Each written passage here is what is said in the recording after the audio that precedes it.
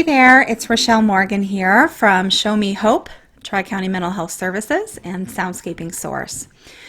We're doing these videos to help all of us get through the COVID-19 pandemic together. And in today's video, I'm going to suggest that we all make a shift in one of the terms we've been using since the beginning of the pandemic, and that is the term social distancing. Now, it's hard to believe this far into the pandemic, but up until February or so, you probably never heard the term social distancing before. But now we know that it is important for us to maintain some physical space from other people to decrease the chance that we're going to pass the virus. So for a while, that meant staying in your own home and minimizing the amount of time that you're out in the community, spending as little time as possible with people who aren't in your immediate household. A very challenging thing to do, and a lot of us have been doing that kind of social distancing for a while. Now we're also talking about social distancing as the amount of space that we have to maintain when we're with somebody in person. So if you're with a friend or a family member, there's a recommendation to stay 6 feet apart, to have 6 feet of physical distance. That's called social distancing. And we keep using that term.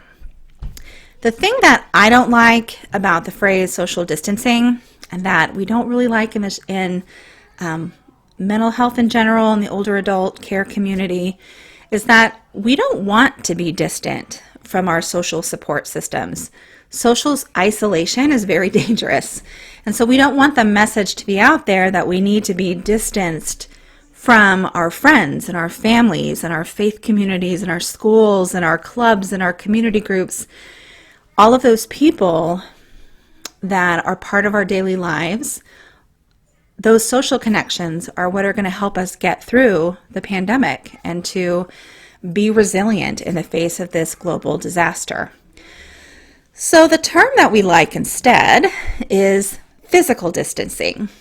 Physical distancing is just maintaining that space, that 6 feet between you and the person that you're interacting with for more than 10 minutes or so. Physical distancing means keeping yourself physically apart from, your neighbors or from your church family or from your friends at the Y.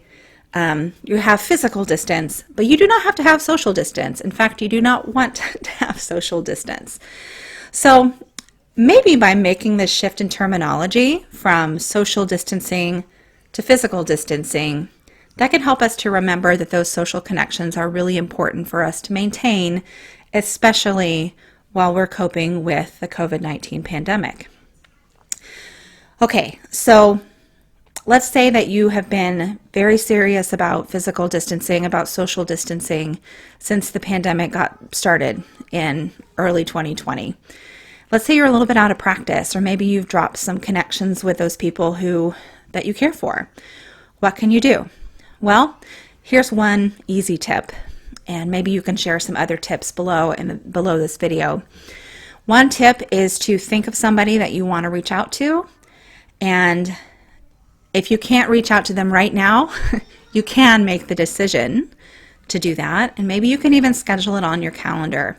So I could decide today, Wednesday, that I'm going to call my brother on Saturday. I know that he's off work on Saturday, that he'll probably be home and be awake and relaxed and have a little bit of time.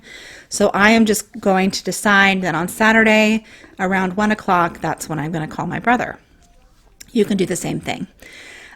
Schedule a time in your calendar to reach out to somebody who is part of your social network, who is somebody that you care for, and reestablish some of that social connection that you've been missing out on, okay?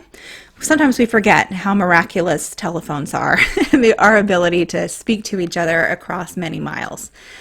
Okay, so I hope that while you continue to maintain physical distance to keep yourself and the community safe, that you are also nurturing your social connections and figuring out ways to be close with those people that you care about. If you're really struggling with this area and you need help with working through this issue of rebuilding social connections, or if you feel like you don't have anybody to reach out to us. Here at Show Me Hope, we have free and confidential crisis counseling to help anybody in the state of Missouri to get through this pandemic. I'll share the phone number at the end of this video. You can call 24 hours a day, 7 days a week, or text us, and we will get you set up with a crisis counselor who can be that social connection to help you start recovering from this pandemic. All right? So take care of yourself, build those connections, and I'll see you again soon.